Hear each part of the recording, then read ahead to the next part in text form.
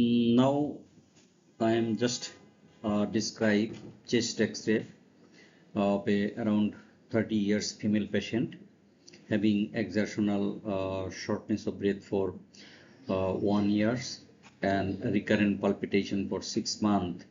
So how can we explain this chest X-ray? Here at first we like to describe the cardiac shadow. Cardiac shadow enlarged in transverse diameter, and there is a left border.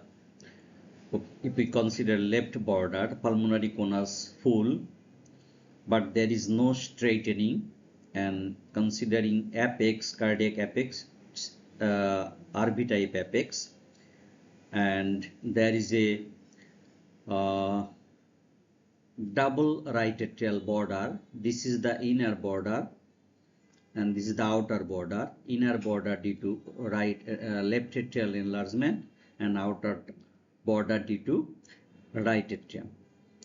And there is a costophrenic and cardiophrenic angle of the both side cleared, and there is a splaying of the left principal bronchus due to left atrial enlargement, and a bit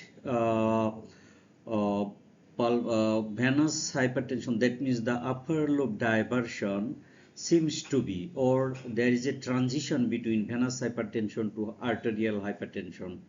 In this case, though both arterial and venous, both the evidence seems to be clear here, as because there is a prominent of the bronchosvascular marking in the upper lobe in the both side, especially in the left side.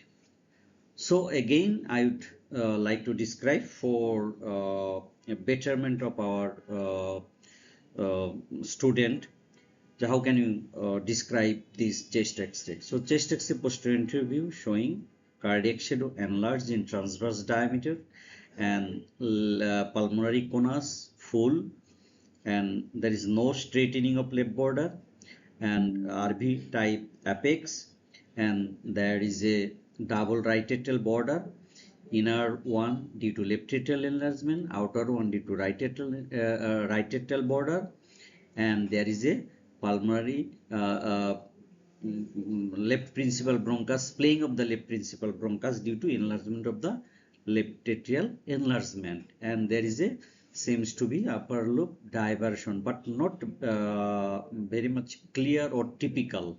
Sometimes the early before development of the arterial hypertension, pulmonary upper lobe diversion is very much clear, and upper lobe diversion almost always it is fit for mitral stenosis chest X-ray when described. So it's what are the possibilities? So at first this is a mitral stenosis with pulmonary hypertension, and another possibility is shunt anomaly, most likely ASD second term with bidirectional shunt or reversion, and maybe heart failure. But first one, mitral stenosis or mixed mitral valvular disease like mitral stenosis with mitral regurgitation.